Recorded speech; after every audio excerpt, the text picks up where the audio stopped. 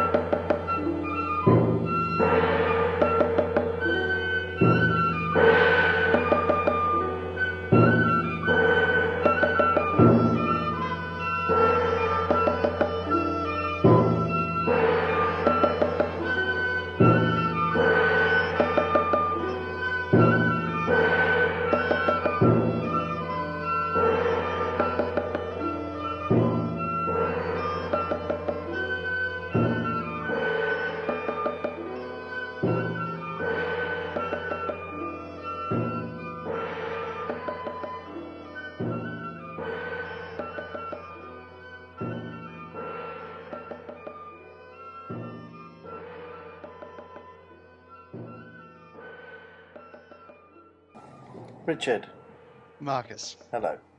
can you hear me okay? Yeah, can you hear me okay? I can, very clear. Obviously, the super fast Japanese internet highways kicking in. But yeah, in the land of technology, they won't settle for anything less. Anyway, you didn't give me a chance to say Konnichiwa, Lady San. uh, Konnichiwa, Daily San. Yeah, so this is our Japanese special. That bit of music we started with was from the very first Godzilla film back in the 50s. We're gonna play some more music by Takeshi Terauchi and the Bunnies, and he is like a 60s. He's still going actually, because I've seen his CDs around in the shops, and he's like a sort of the equivalent of the Japanese Hank Marvin, but he's about 10 times better than Hank Marvin. So I'll play some of that later on. Have you seen Lost in Translation? No? The sort of Bill Murray film with Scarlett Johansson, and they Oh, meet. yeah, no, I have done, yeah. Yeah, It's over there doing a commercial. yeah. Yeah. That sort of sums it up, really. That's what it's like. I mean, it is a vast, huge city. You can't. I've been here like nearly 4 weeks, and you still haven't seen, can't see everything that you want to see. I think it's something like 20 million people or something. Wow. And you look out. I mean, I'm on like the 27th floor, and you look out, and it's just buildings, and as far as you can see. And on top of that, it's all built up as well because there's so many people crammed in the city. So shops are like at least 5 or 6 floors. So you get lifts to shops. So if you want to go, you see a CD shop, and then you see it's on the ninth floor, and you go in, and you have to get in the lift, and you go up to the ninth floor to go to this like little music shop or restaurants, or everything is like built up like that. Oh, so how did the places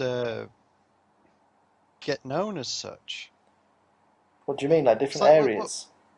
yeah, but like even just little different little stores. Like, you can like walk through London Yeah. and there's all little stores hidden away here and there. But you can sort of see it instantly, and so that's interesting. I'll go in and have a nosy. If you don't know Yeah. what you're looking for, you've got no chance because, and especially if you're not used to thinking, oh, I'll see what floor it's on. If you're just looking at the ground floor, which is usually like restaurants or little or takeaway places, Yeah. you've got absolutely no chance. And it's only after a while that you start to think, oh, I need to find out what floor it's on. And other places like Akihabara, the sort of geeky and electronic district, a lot of that is just these vast buildings of, and you can just get off at a different. One floor will be books, one floor will be toys, and you sort of all a little bit open plan, so you can wander about from shop to shop, and how people get one or find a favourite or go or find a shop at all. I don't I know was really. wondering maybe if there's some sort of like underground newspaper or website or something that people just sort of, or if it's more of, I don't know, personal recommendation kind of thing. Yeah, I think it's just the way it Yeah. is, and I think that probably finding it is like half the part of the point of it. So how's the red hair gone down? Red hair seems to be popular. There's lots of people who've dyed their hair red, but after the first few days, I sort of realised that it's a bit like, if you're out with a young kid and they see like somebody in a wheelchair or somebody with one leg and they or somebody with a withered arm, and they're like, What's mummy?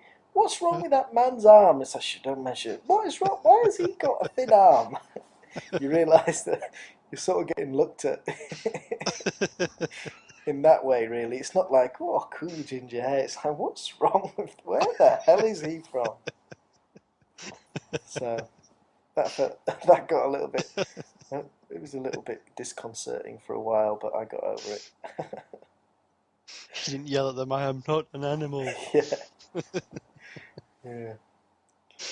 Well, there's a whole family of us, like, out and about, so nothing you can do about it. Just Well, it must be strange to be in, like, the other end of the stick, as it were, to be the odd ones out yeah, in a situation. yeah, yeah. But but just ultimate like politeness and friendliness, and you totally a fish out of water completely. And it's unlike any other country where you sort of, because you all your references are different. So the Yeah, shops are confusing, the culturally it's confusing. Like even stuff like it's it's not considered acceptable to blow your nose in the street, but it is considered acceptable. So to sniff, and to sniff loudly. So people will, you'll be stood in a lift and somebody will get in and they'll stand there and they'll go,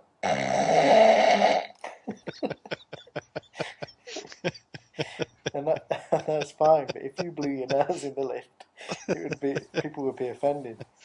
And a lot of people, if you've got a cold, people walk around with surgical masks on. right. So you see tons of people. When we first came here, we're like, why are these people walking around with surgical masks on? And then I saw they were, I saw somebody sneeze and pull one out the bag, and they pulled it on. Uh, and I bought a CD from a shop and I took it back because it wasn't the one I thought it was. And they went and got the guy who spoke English, and he came out and he had a surgical mask on. So it was just him and me, and we were trying to have this conversation. And he sort of didn't want to give me my money back, but the way he did that was just by looking at me, and I was looking at him. So I'm just looking at this guy on the ninth floor in a surgical mask, and I'm like nodding, like it's not what I wanted. And he's looking at me, and eventually he said, "Oh, so you want your money back?" And I was like, "Yeah, I think so." That's the thing, because manners is so important. It does naturally make you more polite. So you hang back because you think, oh, I can't. I'll let everybody out the lift first. I'll let people Yeah, through the door first, because you think especially coming from London, you think, yeah. if I just walked through the streets the way you cut around people and dash around in London, you would just come over as just some arse doing just the rudest person ever. So it does make you more polite whether you want to be or not, I think. Should we have a bit of music, Richard? I think we should. Right, Takeshi. I hope I'm saying it right. Terauchi or Takeshi Teruchi. Yeah, he was a Japanese guitarist, but using like the tremolo arm and like the Hank Marvin sound. But he just blows Hank Marvin out of the water. And I don't know, two of these albums. You can, if you search for them, you can find them. So I don't know. I don't know if they're in the public domain or they're out of copyright, or it's just different in the West. But yeah, they're worth searching out. I genuinely do like these albums. So this is the first song from them.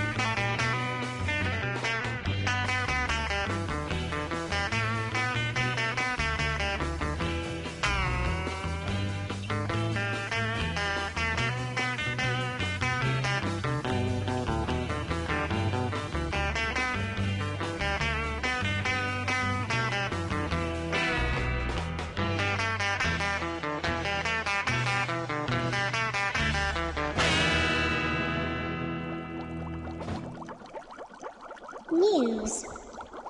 Did you see about the Italian circus? No. Saves slaved from Italian circus. 2 women were forced to swim with piranhas in a circus on the outskirts of Rome. 2 teenage Bulgarian sisters have been rescued by Italian police. Police say that while the 19-year-old sister had to swim in a transparent tank with piranhas, the 16-year-old had snakes draped across her body and suffered bites. 4 members of the family have been freed from what has been described as a circus of horrors south of Naples. 3 men have been arrested and charged with holding them in slavery. They were paid £78 a week, but forbidden to leave the camp and forced to work 20-hour shifts. Wow. How do you even get... I mean, it's terrible, but how do you even hear about a circus of horrors? Where do you get tickets for a circus of horrors? I guess them so. Well, we used to be one that toured England.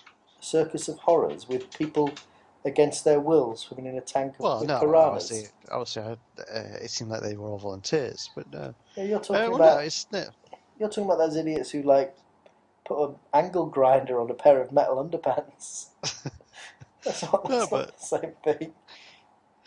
yeah, but I guess anyone going to see it isn't thinking, oh, I bet they're enslaved. They're thinking it's all just a trick, like going to see a magician's show or something. The European Union estimates that 500,000 people are affected by trafficking every year in Europe. That's a huge number, isn't it? 500,000 people. Yeah. Police went to a house and discovered a woman who'd been sat on the toilet for over 2 years. Do you know, I read this headline and I never read the story, but so go on, I don't understand. Why was she sat on the toilet for 2 years? Well, this is it. Well, she was sat there for 2 years. She'd been sat there so long that her muscles had atrophied in her legs. But what? Uh, Who'd been feeding her? How had she been sat on the her, toilet? her boyfriend every day would bring her a meal and drinks of water and stuff, and ask her, "Are you going to come out today?" And she'd say, "No, maybe tomorrow." And this went on for 2 years. And So she he called the police eventually, two and two said, years later. they said maybe I should have done something sooner. Yeah. But yeah, So she just chose. She just went in there and then wouldn't come out. yeah, And she was stuck to uh, the toilet seat or something. yeah. Apparently the skin had grown over the seat, which I guess she had massive sores as well. Like you get bed sores from in the same position in bed. That's horrible. She's got sores as well, so it all congealed and everything to the seat. That is horrible. I know it's just a strange thing Well, for 2 listen, years to let it go on. it'd be understandable in Japan though, because with these toilets, I don't want to get off them once I get on. I want to keep pressing the buttons. Just go for the water massage. If somebody's bringing you food and drink, and maybe you could hear the TV from there. Why not? Well, I'm sure Japan they have the TV in there and access. You'd never have to leave. No, you wouldn't. Well, apparently she's in intensive care now, but doing better. And a boyfriend was charged with misdemeanor, something like allowing harm to come to an adult or something like that. Right. But then a week later, he was charged with exposing himself to teenage girls. Okay. Another weird one that I wanted to talk about was a guy was charged with having sex with his picnic table. Apparently, a neighbour called the police and presented. This is the strangest part of it.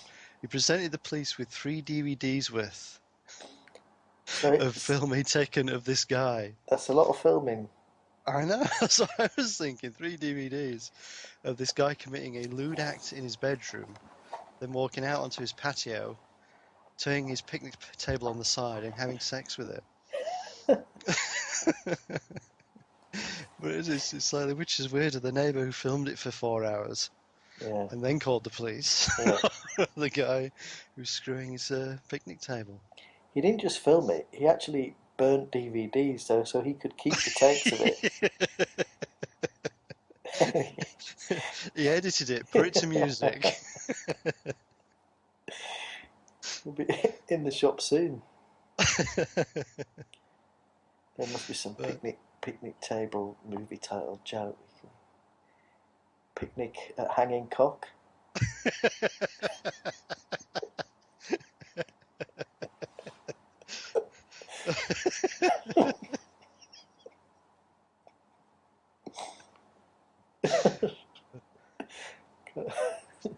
Can't think of any more. Maybe some Yogi Bear joke in there. I don't that know. was the Made a bit of a boo boo. That was picnic baskets anyway, wasn't it? Come on, it was, nobody but would have sex with a picnic basket. Those tables are pretty sexy. well, that's I mean, I think I can think of the convenient hole for where the umbrella went, maybe, but That's what I'm imagining was happening. but you would have thought, sure, there's something else in the house that had a hole. You'd have to go out on your patio in broad No, daylight. yeah. Maybe you just had happy memories. That table had some happy memories attached to it, and Uh, maybe he didn't want to do it in the house because his wife had been sat on the toilet for 2 years and didn't want to wake her up. Nothing the screen has ever shown before can surpass the thrills of Ghidra, the three-headed monster.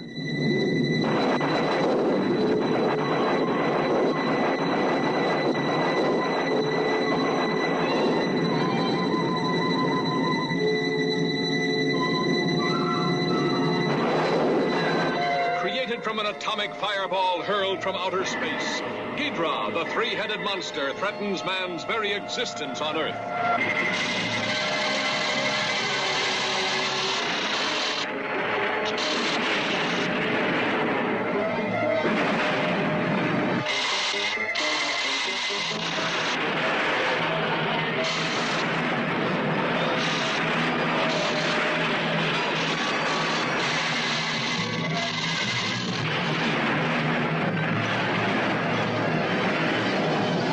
Ghidra, the three-headed monster, battles Godzilla, Mothra, and Rodan for mastery of the world. Men quake before the terror of their unleashed fury.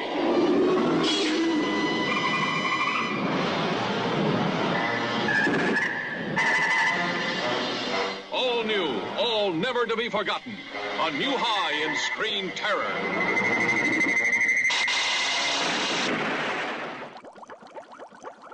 Computer game reviews. Hello? Oliver, Yes. get out of bed.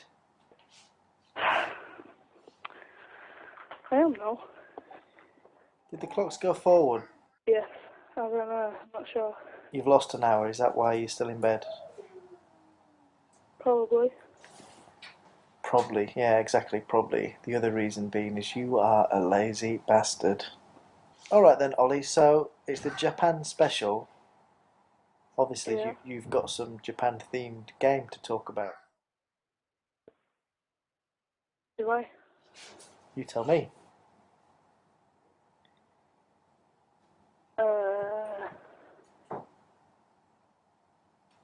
No. What are you going to talk about?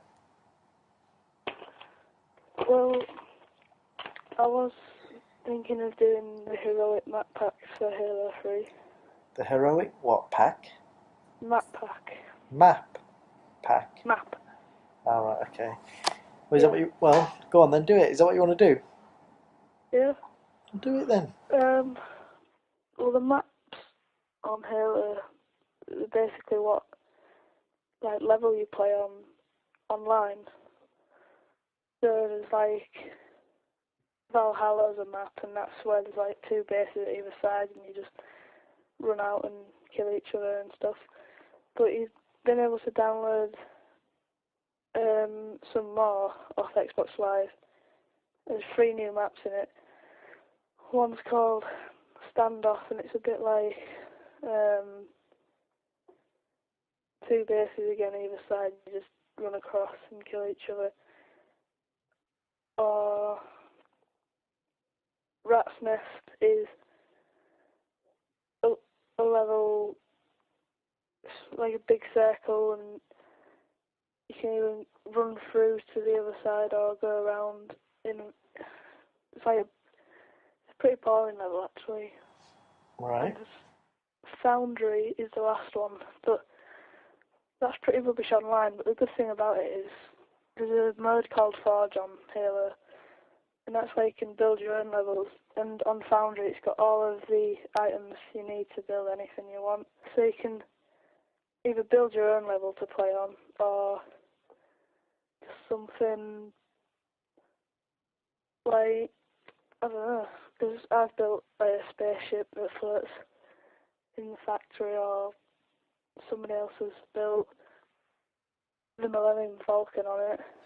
Oh, so you're learning skills about building that you might be able to take out into the real world. Say if somebody wanted to build a spaceship, you might be able to use those skills and earn some money. Built it. All right, It's just for so a bit of fun. You can play on your own levels. it's just for a bit of fun. Yeah. It sounds like a lot of fun. Is that the game you're playing the most then on the Xbox? Yeah. So you're a total online Xbox convert now. Yeah. I think you'll find it was me that told you to get an Xbox, wasn't it? Was it? Yeah, not the PS3. Was you got a PS3? Well, but come on. Everybody knows. I can't remember. Everybody knows that only losers have PS3s. Yeah, I don't know. All right then. Well, All listen. my friends on the Xbox get ashamed when I say I have to go play on the PS3 with Joe. Do they? Yeah. What do they say? Well, I'll say I have to go on PS3 and play Call of Duty with Joe, and they all go, "Oh God, don't be betraying us." But the PS3 will play Blu-ray discs. Has he bought any Blu-ray films and watched them on his big screen? No, I haven't. Right. All right then. Well, listen. Next month, I was thinking, you're going to see what is it? Noel Fielding and No some building. like some comedy thing at the Albert Hall. Yeah. I was thinking you could review that next month. Yeah, it can be, yeah. And I was also thinking maybe if you can sneak in like a recordable MP3 player, we can get some snippets and play a few little bits. So do you want to do that next month? Yeah. Yep. All right, bye. Alright, bye. Did you hear that the oldest recording of the human voice had been discovered? I saw it. Saw a bit briefly. Is it like 20 years before Edison's Yeah, it's machine or something? 1860. Yeah. I'm not sure when Edison's was, but I've actually got his recording of Mary Had a Little Lamb. But this was recorded, 1860. It was done by, I haven't got the details, but it was somehow done with smoke. So like, like the carbon from smoke. Yeah. Somehow that put onto the cylinder. That was how the sound waves were preserved. The existence of a tuning fork calibration trace allowed us to compensate for the irregular recording speed, they said. And it's a woman singing Au clair de la lune, a French song. I'll play it now and you can hear it, and then I'll follow it immediately afterwards with the Edison Mary Had a Little Lamb. Alright, so this is it.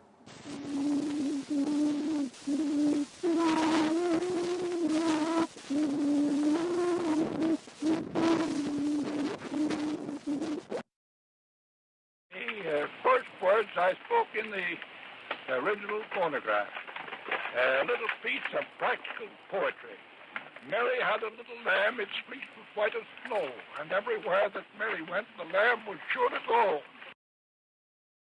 There is a magazine here called Metropolis for English people and expats, and the front page is compiled by Reg Dunlap, and he gathers news from all over Tokyo and puts it on the front page of this magazine. I'll just go grab it and read you out. Reg is a bit morbid because all of his stories are about death and destruction. So, just quickly, A high school boy in Nagasaki committed suicide. A 6-year-old man linked to his death. This is right. This is under What a Way to Go.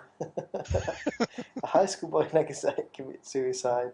6-year-old man leapt to his death from the 9th floor of a building in Shinjuku, somehow managing to avoid hitting any of the Sunday shoppers who filled the streets below. 3 people died in Niagara after a sex shop caught fire. A 2-year-old boy in Ibaraki was killed when he was run over by a school bus in a supermarket near his house. What a way to go. Run over by a bus. What a way to go. It goes on anyway. 2 fishermen are missing, presumed drowned, after a Japanese destroyer banged into a Cambodian registered freighter in the port of Vietnam. I think Reg needs to move back to England. 22-year-old man was arrested for attempting to blackmail a nursery school. An 87-year-old Chiba man who had been caring for his invalid wife after she was injured in a traffic accident. Bad air, this one is. 27-year-old nurse who was snowboarding died after hitting her head while attempting a 1.3 meter high jump. A 17-year-old high school student suffered several broken ribs after jumping from the second-story window to escape a fire. That's a happy story for Reg, just breaking your ribs. That's an and finally. Rich, did you go see Cloverfield? I did. Did you like it? Yeah, it was alright. Oh. I'd like to see more of the monster. That was Yeah. the only thing. It was a bit of a disappointment. But yeah, it was alright. I enjoyed it. Yeah, so it did get quite interesting, like, the people getting infected, by the things that drop off it and what have you. Yeah. But just as like you're trying to, as soon as you like get interested in that's what was going on, you were off onto something else, and then Yeah, it moved pretty quick, but I like that. yeah. Have you seen the trailer for the new Indiana Jones film? No, I haven't. There's 2 Quite out. good. Yeah. The second one sort of got me a bit more excited than the first one. The first one, sort of, I don't know, it was just a bit odd. It just seemed a bit random, a lot of the shots in there. But the second one, it looks like an Indiana Jones film. So I don't like the third one, but I think go on. Third one was alright. No, I don't like it. I never got a bit too jokey and a bit too self-referential. The third one, but the second one has improved with age for me. I sort of went off. I found the second one embarrassing, but now I'm thinking, I'd really like to watch Temple of Doom again. Did you and Chris get much of a chance to sample sort of nightlife? No, not really. We went out. Probably been out like 2 nights. We went out, one to like locally in like an arcade, and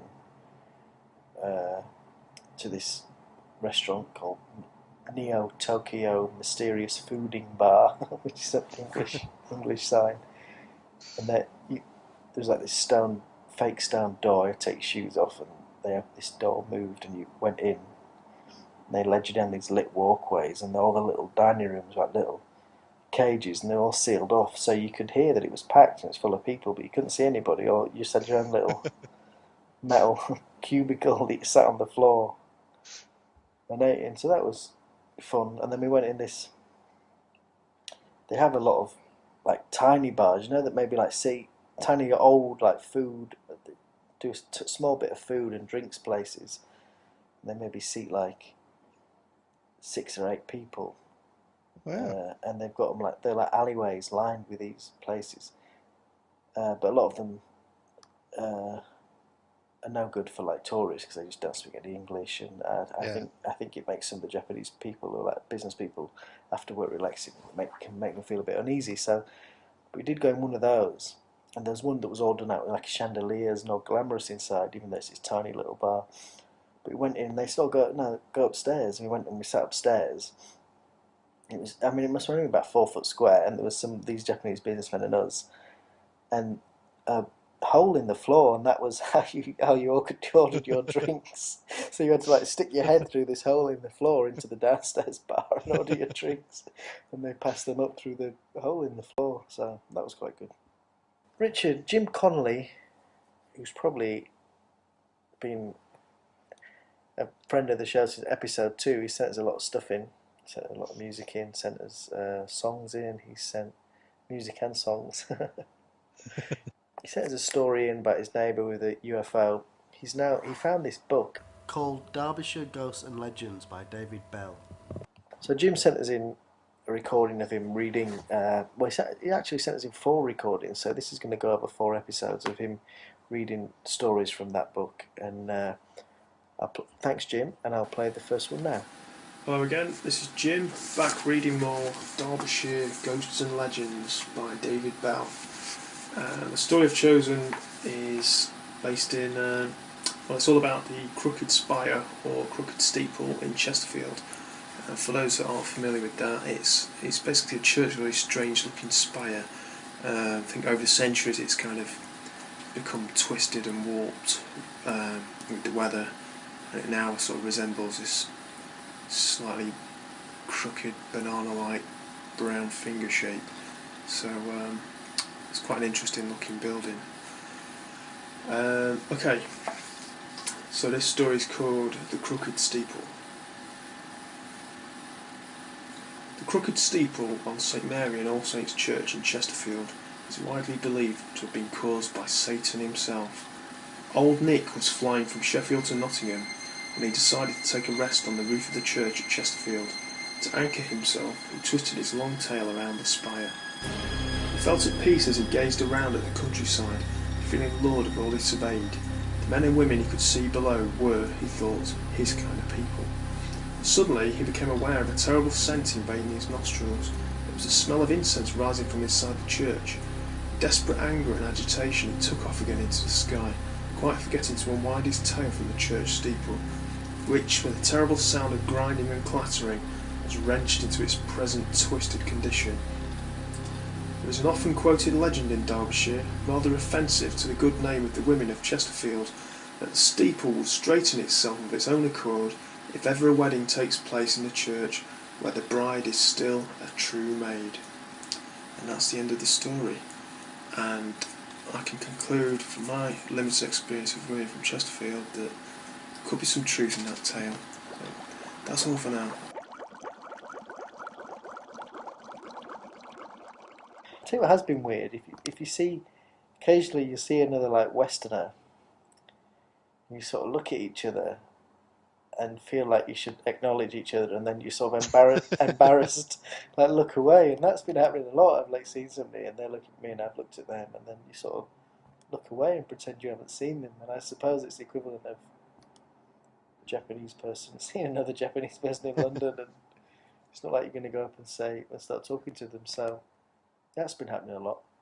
But we're going to end the trip with a trip to a theme park called Fuji Q, which has got big roller coasters, and it's got a Thomas the Tank Engine part of it. Oh, wow. Yeah, so Thomas the Tank Engine's huge over here. That's in every toy shop. But it's also got a haunted hospital, which is this huge building that's built to look like an old hospital, and it's a walkthrough. It takes 45 minutes to walk through, and it's all dark, and there's people dressed up as zombies like wandering around in the hospital wards and the rooms. And Wow. you've just got to make your way through it. So I'm going to go do Yeah, that. so imagine they'll do a haunted house really well. The haunted houses are big for some reason. Haunted house walkthroughs are really big. There's a few places you can go and do them. Although I went and did one, it was a bit weird.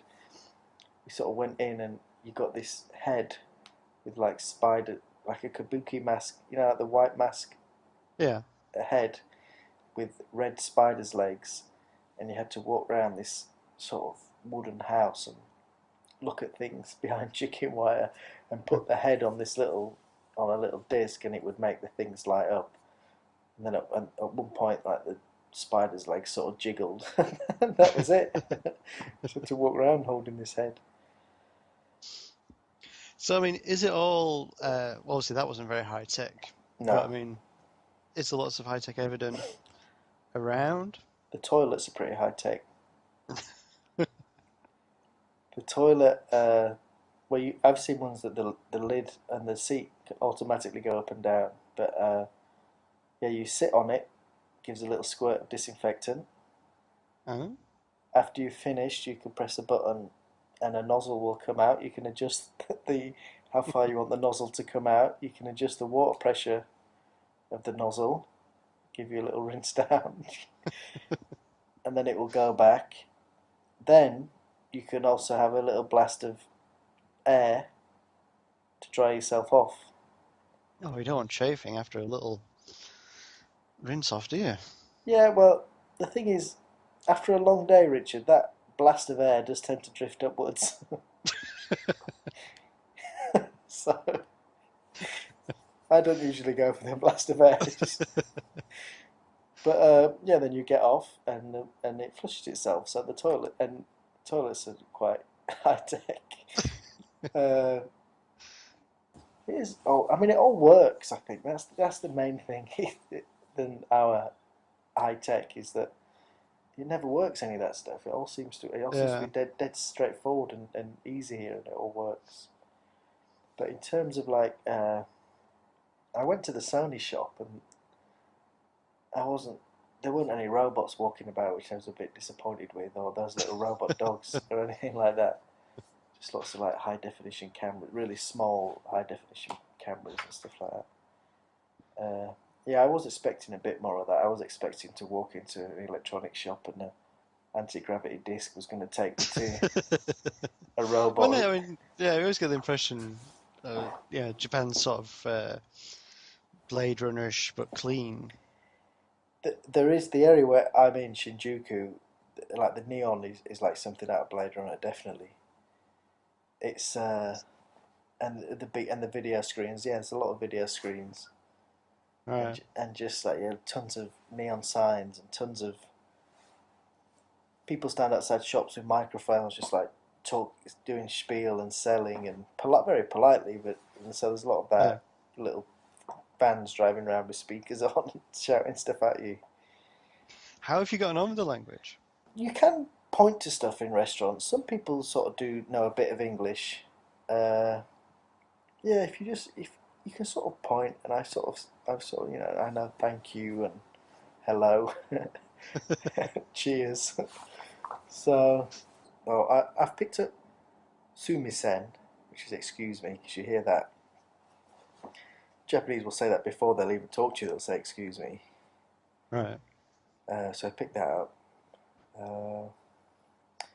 What else? Yeah, konnichiwa, hello. Arigato, thank you. Kanpai, cheers.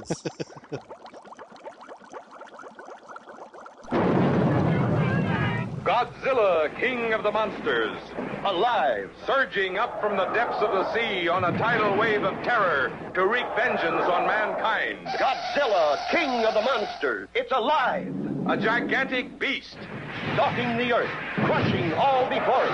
In a cyclonic cavalcade of electrifying horror. Raging through the streets on a rampage of total destruction. Godzilla, King of the Monsters. Incredible titan of terror. Wiping out a city of 6 million in a holocaust of flame. Jet planes cannot destroy it. Bombs cannot kill it. All modern weapons fail. Is this the end of our civilization? Can the scientists of the world find a way to stop this creature? For the answer, see Godzilla, King of the Monsters.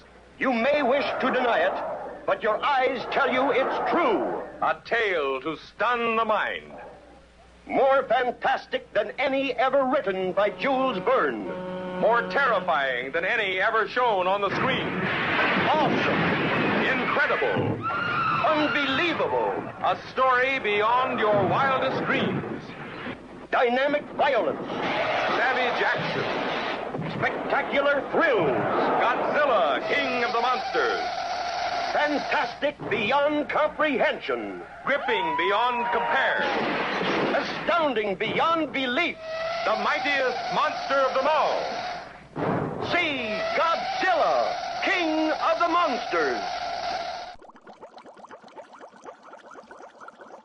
Barry's B-Movie Reviews. Barry, good morning. Can you hear me all right? Yes, can you hear me all right? I can hear you fine. And we can both hear each other. That's good. It's like Alexander Graham Bell. Not quite. Who did he call when he first invented the telephone? Enid Blyton. Oh, I wondered that. It wasn't. Well, he did. Mary Had a Little Lamb, didn't they? Or was that the first? That was the first wax cylinder recording. That was Edison, which bizarrely, Mm-hmm. you didn't know about this, but me and Richard talked about. Oh wow! Yeah. There you go. Edison, re-evaluating Edison at the moment because of his power. Stealing inventions from everybody else. Yeah, but there's also, the whole electricity thing. You know how he got, wasn't he was AC, wasn't he? And there's someone else was DC. And together they formed a band. No, but the guy he tried to prove that DC was the wrong power system to use by electrocuting an elephant with it. No, he didn't try it was wrong. He just said it was the power of electricity. What? It was just a demonstration of the power of electricity. Oh, right, but wasn't he sort of saying AC? Well, he was saying AC is safer, isn't it? Alternating current was safer. He was famous for stealing other people's inventions and claiming them as his own, Edison. And didn't he have like a factory of where he had people coming up with ideas? Yeah. And again, this is something me and Richard talked about, but the first piece of film in the world ever was shot in Leeds. Yeah, on the bridge. Yeah, by Louis Leprance, and then he disappeared he got on a train across France, didn't get off at the other end. Yeah. And then a few months later, Edison came out with his film invention. Yeah, and did anyone check the inventory for that train journey? Look, an anagram of Thomas Edison. Yeah. What do you think? Do you think it was actually Thomas Edison himself just pushing him off? I think he did all the killing himself, yeah. Just for fun. Just for fun, yeah. I'm bored of inventing. I want to kill other inventors. Yeah. He's got people working on the inventions just so he can concentrate on the killing. Yeah. He's a bit he's the first super baddie. That we know of. That we know, yeah, that's true. He in the sort of like the old, a bit like Moriarty or something like that. Controlling all these other things. And actually, he could be a good superhero. Super baddie. Super villain. Mm. Isn't there anyone in the Bible who's a super villain? Well, no, you get into you want to get into a whole discussion about Satan then. Herod. Herod isn't a super baddie though, just a baddie. All right. He's a bit, He doesn't get a particularly good press in there, but there's quite a lot of Herods in the Bible as well. Because the Herod who kills all the children after Jesus is born is different from the Herod who is in the last bit where he's working out who's going to kill Jesus. It was a popular name. It was the Dave of its day. Well, Dave was quite a big name in those days as well. Dave? Or the gospel according to Dave? Yeah, but not the gospel. But like David, the whole King David was quite a big King Dave as he was known to his friends. Yeah. I'd much prefer you to King Solomon. Yeah, King David's much more down to earth. What was that accent? Some BC? That was sort of like, isn't that kind of a bit of North London? Highly offensive. Anyway, let's move on with your review, because you're reviewing Street Fighter, starring. Oh, I don't know what is his name. Sonny Chiba. Sonny Chiba, yeah. And this is a new experience for me. The Japanese Bruce Lee. And whose character in the film is, I'm presuming, the main character called Terry, which neatly puts you into the when the film was obviously set in the 70s.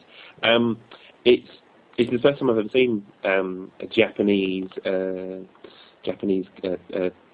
film, I suppose is the best way to describe it. And let's call it a martial arts film. Martial arts film, yeah, because there's a multiple martial arts. Oh, film. yeah. And Terry is this.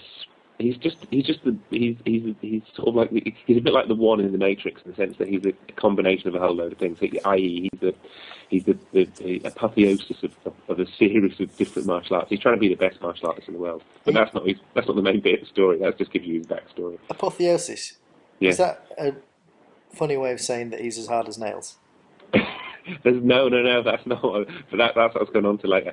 It's actually quite a brutal film, isn't it? Compared to say like the Chinese films, of similar time, where you do occasionally get gouts of blood, but there's a lot of tomato soup in this, getting chucked around the place as pretend blood. He hits a guy in the back of the head and his eyeballs fly out. Yeah. Well, doesn't he? Oh God, he puts a lot of fingers into eyes. Yeah, he rips a guy's balls off. Yeah. And he does one famous shot, punch to the head that then cuts to like an X-ray image. Yeah. It's a pound on the head, isn't it? He pounds on top of the guy's head, and it cuts to the X-ray. You see the hammer, the hammer blow go crushing the guy's skull. It's just really, really brutal, and it is a series. It's like a computer game because it's a series of fights. It opens up where he's pretending to be a Buddhist monk and trying to get this guy out of prison. But before he can get the guy out of prison, he has to fight him. Of course. And it's just a series. There's various bits of plots happening where he's got to save this kidnapped woman from the Chinese, isn't it? But that's nothing compared to the various scraps. He just gets into a fight with anyone he could possibly meet. The people he teams up with are supposed to be protecting the woman that he's supposed to be protecting. He ends up fighting with them, all of them, in a dojo. You know, it's typical. You know, it's very much like the water margins that no one ever fights, and in the old Chinese films where no one ever fights it multiple times. They're always set up so that only one person comes in at a time. But isn't that honourable? I don't know. It's just kind of like you wish they'd get on with it. But it's amazingly. I mean, the old Kill Bill series. I mean, he puts a huge nod towards these of them anyway. But it is. Well, he's in Kill Bill. Yeah, which one is it? He's the sword maker in Kill Bill. He's the sword maker, yeah. Yeah, and he's great. He's really charismatic. He's kind of like Harrison. I'm kind of going to compare him to Harrison Ford in sort of Han Solo kind of time. You know, that kind of sort of bad but good. But Han Solo wasn't as violent. Well, he was. Han Solo was more violent, and he's been tamed a bit, hasn't he? You only seen him shoot one person. Well, he shot Greedo under the table, didn't he? Then they changed it. Oh yeah, that's true. That's true. But Sonny Chiba would have done that. Sonny Chiba would have kicked him. You'd have seen the shot on his foot. Sonny Chiba would have ripped Greedo's balls off and shoved them down his throat. Yeah. And then he would have just like chinned that company, that barman, on the way out. Or pulled one of those knives out of his special little gloves that he has. But it's a phenomenal piece of. It's a great piece. It's a great piece of filmmaking. Great sort of 70s feel to it. It's very odd. You just come back from Japan, but watching it, watching 1970s Japan sort of unfold in front of you, and it feels a little bit like those late 60s James Bond films, which was the one where he went to Japan, and where you kind of suddenly see you kind of see it's a very, very different sort of environment, but they're making these great sort of like it's a great gritty. It's still got that feel of 1970s cinema, where the hero, it's an anti-hero kind of thing.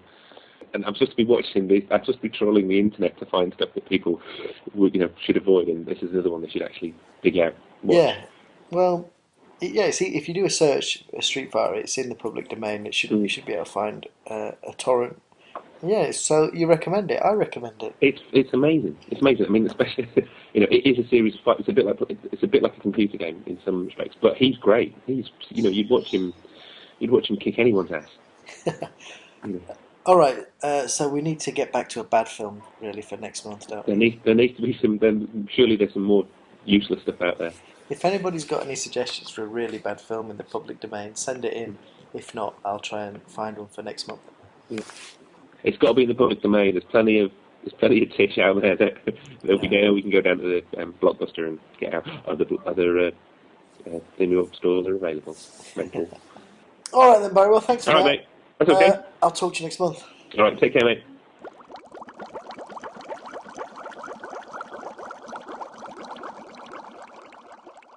It's cherry blossom season. Ah. Which you walk it in the parks, and I'm not joking. It is full of people taking pictures of the cherry blossoms with, like the old plate cameras on tripods and digital cameras, and people drawing and painting them. So that is taken really seriously. Yeah. And again, it's like all ages, pretty much all ages, like just documenting the first cherry blossom. So that's happening. I've stuck it on the in the photograph section. There's I've stuck a few pictures up. So if people want to go to electricsoupkitchen.com, there's some on there. Yeah, I like looking for those, especially the park stuff with the different gangs. Yeah, the people who dress up and the teddy boys, and the teddy boys crack me up. I mean, they're a proper biker gang. So I don't know if you're supposed to be stood there laughing at them, but There's something very funny about these the Japanese guys like doing dancing like Elvis in the middle of the park and with a big grin on their faces. They're not trying to look mean; they're just having the time of their lives. Yeah. And then you went a bit further down. There was bands. People would set up a band, and then you went into the park, and there was a drum circles and people with lightsabers fighting, and just all throughout the park. So that was good. Yes, it does sound like you say again. You're saying they know how to have fun because the image we usually get over here is just it's just hardworking, the journeyman image. Yeah.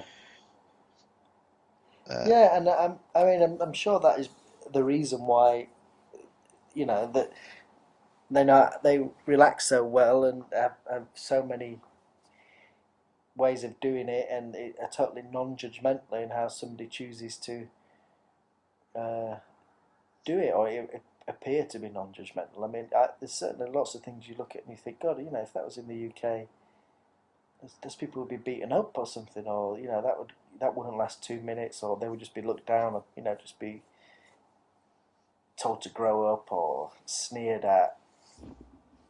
And yeah, like I said, I think it's a really healthy attitude, really, that they've got.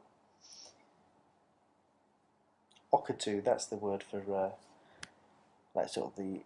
I think Okatu, yeah, for the people who dress up as manga characters and the sort of geekier side of all that sort of stuff, or manga and comics and anime and Okatu means our house, so it's a polite way of saying that people who are into the same thing. all right, okay, yeah. So yeah, so I do know another Japanese word. I can say hello, geek, and goodbye, cheers, and goodbye. Yeah, it's too hard to describe like in a little to sort of boil it all down, but sort of maybe baffling is a good word. Yeah. It's pleasantly baffling. That's how I would Yeah, describe it. that's amazing because, like, I mean, we've been to Europe and stuff. Yeah, That's always interesting because a lot of times there's a common ground, yeah, if not a common language, but to be somewhere completely yeah. There's none of that. It's like culturally different. I bought a packet of crisps. I thought, oh, these look nice, and I got them back. So I looked at them. They're like sea urchin flavour. I got you go to the shop and like fill a little box with like you get back you think, oh, what the hell, it's like you think it's savoury and it's sweet, and then you bite into something and it's full of clam chowder or something, but that's all good. I like all that. I tell you the DVD shops, I went out, I thought I'd get some DVDs, like I found some second hand ones, but they're stacked like books, so all you can see is the spine, so I can't read the spine, so I have to like pull them all out individually, and I still can't tell what it is. And then anything like horror or sort of giant monstery, it sort of very gently leads into the pornography section. They think they've obviously got that market cornered with that, so you end up like unwittingly end up in the pornography section and like have to make your excuses. But there's all the attitudes towards like films and music and like video and arcades and all that is brilliant. And reading, comics, you see like guys, grown men sat on the tube reading the mangas and stuff like that. So Yeah. they certainly know how to have fun, and there's no sort of judgment call on enjoying yourself like going into an arcade. It's not like in the UK. It's like you need to grow up or leave those things behind and grow up. And there certainly isn't any of Yeah. that. It's just like everybody likes a good laugh, really, and yeah, I don't. There's no. They've got really healthy attitudes of just having fun, really. Yeah. Oh, yeah. I tell you what, I did go. We went to Sega Joyopolis, and it's like a huge Sega world with state of the art. Like the driving games are full size cars. There's a toboggan one. There's a running one where you're on one of those running machines in front of a video game. But we went on the House of the Dead 4 Special Edition, and it's in. You go in and you sit and go in this little booth, and you sit in. It's like a little car. You put a little seatbelt on. You've got your gun in front of you and a button in front of you and a big video screen. And you start playing, and it bumps around a bit as the game is moving. But then, like, a zombie grabs you from behind, you get like a blast of air on the back of your neck, and then the car spins round, and there's another screen behind you, and the zombie's like up close, and you start shooting, and the car's being rocked, and then it turns back the other way, and there's stuff going on, and it sort of whizzes between the two screens. Oh, With right. you know, if you get attacked and you get yanked, it's like you get yanked back and stuff. It's brilliant. Should we end with a bit more of Takeshi and the Bunnies? Oh no, I actually, think this we should isn't. do. I'll tell you what, we won't end with and the Bunnies. We will do something from his second album, which is called Let's Go Classics, which is him playing things like the theme from Swan Lake, Flight of the Bumblebee, and the Saber Dance. So do you want to choose one of them? Do you want me to choose one? Yeah, well, sounds good. It's a bit of Swan Lake. I think that'd be. Bit of Swan Lake. Yeah. All right then, we'll end in that. Richard, we missed a month, so we're a month behind. So I will definitely talk to you next month.